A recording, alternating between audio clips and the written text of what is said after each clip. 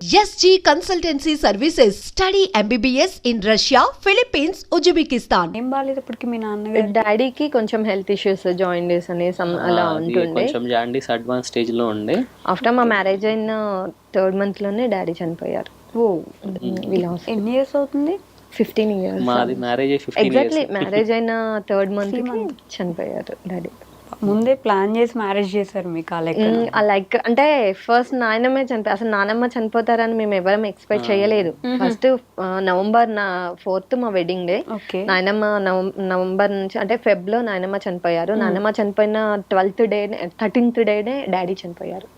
నాయనమ్మ కార్యక్రమాలు అయిపోయి అందరం ఎటు వాళ్ళు అటు వెళ్ళాము. ఓకే, సో బ్యాక్ అయిపోయినాము. మళ్ళీ వెంటనే డాడీది జరిగింది. మీ నాన్నకి మీ నాన్నమ్మ అంటే బాగా ఇష్టం ఉంటుంది? చాలా చాలా, అసలు తన గురించే బాగా ఆలోచించేవారు బాగా. అండ్ ఇంకొక నేను కూడా ఆడపిల్లని ఉన్నాను, తన హెల్త్ బాగున్నప్పుడు అది జరగాలి అనేది ఆమె కోరిక. ఎంతమంది ఎన్ని చెప్పినా గారాల పట్టి అంటే నాన్నకి అయ్యో. యాక్చువల్ గా వీళ్ళ ఫాదర్ వాళ్ళు 4 members అన్నాను కదా. ఫస్ట్ అంటే ఎవరైతే ఉన్నారో తను చనిపోయి ఉండే, అంటే చాలా అంటే ఎర్లీ స్టేజ్ టైంలోనే చనిపోయారు. తర్వాత ఇంకా ముగ్గురులలో ఇద్దరు దే ఆర్ అంటే ఇన్ ఖమ్మం, అంటే వాళ్ళ ప్రొఫెషన్ పరంగా ఖమ్మంలో సెటిల్. ఇంకా వాళ్ళ నానమ్మ దగ్గర వీళ్ళ ఫాదర్ ఒక్కరే ఉండేది. సో తన రెస్పాన్సిబిలిటీ కూడా డాడీయే చూసుకుంటారు. ఇంకా ఆ కనెక్టివిటీ బాగా వాళ్ళిద్దరికి కూడా బాగా ఉంటది అనమాట ఇద్దరు. సో అలా పెళ్ళైన 3-4 మేము అంటే సపరేట్ ఫ్యామిలీస్ కూడా కాదు, ఒకటే జాయింట్ ఫ్యామిలీ, ఒకే ఇంట్లోనే ఉండేవాళ్ళము నాన్నమ్మ వాళ్ళు మేము అంతా. నాన్న గారాల పట్టినా నానమ్మ గారాల పట్టి? నానమ్మ గారాల పట్టి అంటే ఇంకా అది బాగా, ఎందుకంటే చిన్నప్పటి నుంచి కూడా నానమ్మ ఎక్కడికి వెళ్తా డాడీ వాళ్ళ దగ్గర కూడా నేను ఉండకపోతుండే. అక్కడ పక్కనే అయినా కూడా నానమ్మ దగ్గరే ఉంటుండే మొత్తము. నానమ్మ ఎక్కడికి వెళ్ళినా ఎటు వెళ్ళినా కూడా నన్ను తీసుకొని వెళ్తుండే. ఎన్ని రోజులు అలా వెళ్తాము నానమ్మ తోటి అనే వాళ్ళు కూడా ఉన్నారు. అమ్మాయిలు అంటే అమ్మమ్మ గారాల పట్టి ఉంటారు. ఎగ్జాక్ట్లీ అవును. బట్ నాకు నానమ్మ. ఓకే, నాన్న ఇదైపోయిన తర్వాత తీసుకోగలిగారా మీరు వెంటనే? అంటే లేదండి చాలా. అండ్ ఒక్కటే 2 ఇన్సిడెంట్స్ కదా నాకు, సేమ్ సిచ్యువేషన్. అసలు చాలా వరకు అందరం డైజెస్ట్ చేసుకోలేకపోయాము. అప్పుడు మీరు ఇంకా చాలా చిన్న పిల్ల కదా? చాలా చిన్నది. ఇంకోటి అప్పుడే స్టార్టింగ్ నా లైఫ్ స్టైల్ స్టార్ట్ చేసింది అప్పుడే. ఎట్ ద సేమ్ టైం నాకు నా లైఫ్ లో ఇంపార్టెంట్ అయిన పర్సన్స్ ఇద్దరు.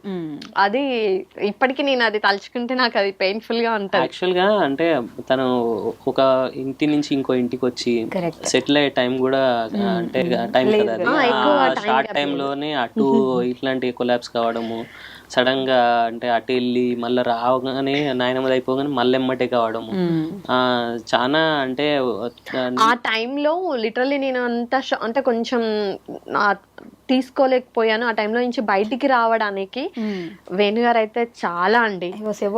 ఇప్పుడు అడగబోతున్నా నేను. అంటే 3 నెలలు అయి ఉంటుంది పెళ్ళయి, అరేంజ్డ్ మ్యారేజ్. అప్పుడప్పుడే మీరిద్దరు అర్థం చేసుకుంటూ ముందుకెళ్తుంటారు.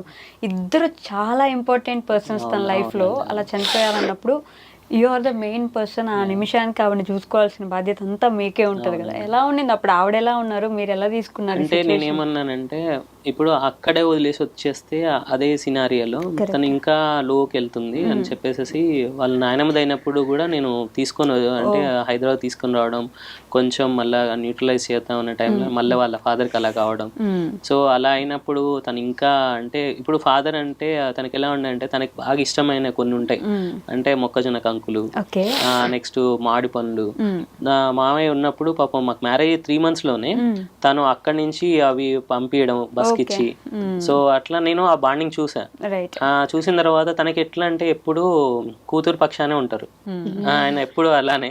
సో నేను అప్పుడు అంత అఫెక్షనేట్ గా ఉన్నప్పుడు మనం ఆ రోల్ మనం ఎందుకు తీసుకోవద్దు అని చెప్పేసి అప్పటి నుంచి ఇప్పటి వరకు ఒక ఫాదర్ రోల్ కూడా ఏదున్నా అంటే మాకు అప్పుడప్పుడు ఏదైనా అంటే చిన్న చిన్న ఆర్గ్యుమెంట్స్ జరిగినా కొంచెం ఒక ఫాదర్ రోల్కి వస్తా కదా, అప్పుడు కొంచెం అవుతుంది. బట్ షీఈస్ వెరీ అంటే అర్థం చేసుకుంటుంది. ఇప్పుడు ఆ మూమెంట్ లో ఎలా ఉన్నా బట్ ఇమ్మీడియట్గా మళ్ళీ నా కోసమే కదా అది అని ఆ గుణమే తన్ని ఇంకా మనం ముందుకు వెళ్ళగలిగామంటే కానీ అంటే నిజమే కదా, నాన్న కూతురు, నాన్న గారాలు పట్టి నాన్న ఎఫెక్షన్ ఎలా ఉంటుందని ఖచ్చితంగా కూతుర్లకే తెలుసు. మనకి ఎంత ఆలోచిస్తారు. ఇప్పుడు ఆయన ఉంటే మీ ఇద్దరికి ఏదైనా గొడవ వస్తుంటే నువ్వు వచ్చే అమ్మా అని కూతుర్ని వెంట పెట్టుకొని వెళ్ళగలిగే ఇది ఒక నాన్నకే ఉంటుంది. యాక్చువల్గా ఈ ఫాదర్ ఎఫెక్షన్ అనేది నాకు కూడా కనెక్ట్ అయింది. అంటే నేను ఐ వాజ్ ఇన్ వెరీ అంటే ఏజ్ చిన్నగా ఉన్నప్పుడే I lost my father. I know, నేను ఈవిడ ఫాదర్ గురించి మాట్లాడుతున్నాం కదా, ఇటు మాట్లాడి ఇటు వద్దాం అనుకున్నా. అంటే అది ఎవరు ఫిల్ చేయలేదు. ఎంతైనా అంటే మనం ఎంత పెద్దనాళ్ళు ఉన్నా బాబాయిలు ఉన్నా అంటే అంత ఓపెన్ అప్ అవ్వలేము. బికాస్ సమ్ అదర్ సర్కమ్స్టెన్సెస్ ఉంటాయి మనం అక్కడ పోయి మాట్లాడాలని ఏదైనా. బట్ నాకేమనిపించిందంటే దిస్ ఇస్ ద టైం. అంటే నాకు పిల్లలు పుట్టక ముందే ఒక ఫాదర్ అయ్యి అంటే ఆపర్చునిటీ అలా వచ్చింది అనుకున్నాను. అంటే అప్పటి నుంచి అలానే ఉన్నాం ఇద్దరము. When it comes to Renuka అంటే నేను రెస్ట్ ఆఫ్ ద వరల్డ్ అయినా పక్కన పెట్టేస్తా. అంటే ఎందుకంటే తను అలా ఉంటుంది, అంత మంచిగా, అంత అండర్స్టాండింగ్, అంత బాండింగ్ మా ఇద్దరి మధ్యలో ఉంటుంది. రియల్లీ అండి. అదే ఆ విషయం అయితే నేను చాలా అంటే ఏమో నా లైఫ్లో నుంచి పర్సన్స్ని తీసుకెళ్ళినా కూడా నాకు అలాంటి రీప్లేస్ చేయగలిగారు అంటే వేణు గారు, అంటే మా వారు. ఖచ్చితంగా. అంటే ఒక నాన్న ప్లేస్ ని భర్తీ చేయడం అంటే ఎగ్జాక్ట్లీ ఎంత ఇదిగా ఉండాలి, ఎంత ఒదిగిపోవాలి, మీకు ఏది కావాలంటే అలా మారిపోవాలి కదా ఆ పర్సన్. సో అలా చూసుకోవడం చాలా గొప్ప విషయం. 15 years ఆఫ్ యువర్ జర్నీలో ఇప్పటికీ ఫాదర్ లా చూసుకుంటున్నారంటే నిజంగా అండి. అంటే కొన్ని ఆగిపోతాము అనుకున్న సిచ్యువేషన్స్ కూడా నేను తనకి ధైర్యంగా చెప్పగలిగి నాని ఇలా నాని అని పిలుస్తాను. అంటే జనరల్ గా ఇంట్లో ఉంటే నేను నాని అలా పిలుస్తుంటాను. అలా ఓపెన్ గా షేర్ చేసుకొని ఫైట్ చేస్తాను, లవ్ చేస్తాను, కేర్ చేస్తాను, ఎవ్రీథింగ్. ఇంకా మొత్తం తను ఆ సిచ్యువేషన్ లో. ఓకే, మీ ఫాదర్ అంటే అంటే ఇందాక చెప్పాను కానీ మేము ఖమ్మంలో ఉన్నప్పుడు నాన్నకి 2 స్వీట్ సెంటర్స్ ఉండే. తను మంచిగా రన్ అవుతున్న టైంలో సమ్ అదర్ అంటే బిజినెస్ ఇష్యూస్, హెల్త్ ఇష్యూ వల్ల వీ లాస్ట్ హిమ్. సో అప్పటి నుంచి నేను అంటే మా అమ్మ వాళ్ళ సైడ్ అంతా నల్గొండ. సో అక్కడ ఉండి పెరిగి అంటే చదువుకోవడము, అంటే స్కూలింగ్ అక్కడే అయిపోయింది, ఇంటర్మీడియట్ అక్కడే అయిపోయింది, డిగ్రీ అక్కడే అయింది. తర్వాత I got a opportunity to work in pharma. So I move in to అంటే హైదరాబాద్కి వచ్చేసాము 2004లో. అప్పటి నుంచి ఇంకా అమ్మ ఏం చేసేవారు? అమ్మ తను పాపం స్కూల్లో ఉన్నప్పుడు, స్కూల్లో చదువుకునే డేస్లో అప్పట్లో ఏంటంటే ఓన్లీ చదువు కాకుండా పిల్లలకి ఏదో ఒకటి ఉండాలి సపరేట్గా, ఏదైనా అంటే నైపుణ్యత అంటారు కదా, వాళ్ళ ఇంట్రెస్ట్ బట్టి ఆపర్చునిటీస్ ఇచ్చేదంట స్కూల్లో. ఏం చేస్తారు ఏంటని. అట్లా మా మదర్ టైలరింగ్ నేర్చుకున్నారు, అంటే స్టిచ్చింగ్ అనేది. సో మా ఫాదర్ చనిపోయిన తర్వాత అదే మాకు అంటే ఫుడ్ పెట్టింది. సో అమ్మ ఎలా అంటే నాకు మా అమ్మ నాన్న ఇద్దరు విషయంలో నాకు బాగా నచ్చేది ఏంటంటే మా నాన్న హీ వాజ్ వెరీ డిగ్నిఫైడ్ అనమాట. అంటే ఏ చేసినా ఇంట్లోంచి బయటకు వెళ్ళేటప్పుడు తన డ్రెస్సింగ్ కానీ తన ఉండే విధానం కానీ he use to take care lot అనమాట. సో నాకు ఆ గుణం వచ్చింది నాన్న కాడ నుంచి. అంటే నాకు అది బాగా ఇష్టం, ప్రొఫెషనల్ గా ఉండాలని. ఇంకోటి అమ్మ కాడ ఏంటంటే నెవర్ గివ్ అప్. అంటే ఎటువంటి సిచ్యువేషన్ లో అయినా ఏదైనా తను గివ్ అప్ ఇవ్వదు. తను ఏదనుకుంటా దాని మీదే నిలబడుతుంది. అంటే కొన్ని విషయాలు అది రాంగ్ అయినా రైట్ అయినా ఆమె అన్నదే కరెక్ట్ అన్నది. బట్ నేను వాళ్ళిద్దరిలో వచ్చి తీసుకుంది ఏంటంటే ఒకళ్ళ కానించి ప్రొఫెషనలిజం, ఇంకొకళ్ళ కానించి ఆ మొండితనం. అంటే అది ఏంటంటే మనం ఏదైనా అనుకుంటే గివ్ అప్ ఇవ్వద్దు, లైఫ్ లో సాధించే వరకు ఉండాలి. సో అయ్యా అంటే నాకు కూడా సిస్టర్ ఉండే అండి. Unfortunately we lost her. So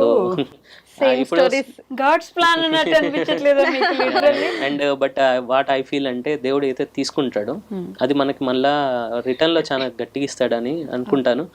మా నాన్న ప్లేస్ లో మా సన్, నా చెల్లె ప్లేస్ లో డాటరు. అయితే నాకు ఇప్పుడు ఏంటంటే నాకు డాటర్ అయినా సిస్టర్ అయినా అండ్ మదర్ అయినా మా జస్సు. అంటే నేను తను ఏదైనా అంటే మా మదర్ ఉన్నా కూడా ఇంట్లో నాకు ప్యాంపరింగ్ ఆమె చేస్తుంది. నాకు అంటే సన్ ఎట్లా అంటే ఏదైనా నాకు ఏదైనా అంటే నేను టెన్షన్ లో ఉన్నా, ప్రెషర్ లో ఉన్నా, he use to give my అంటే కొన్ని అడ్వైజెస్ ఇస్తాడు. అంటే డాడీ నువ్వు ఎందుకు ఇలా ఇలా అని చెప్తుంటాడు. సో నాకేమనిపిస్తుంది అంటే నా both are there in my home. Okay.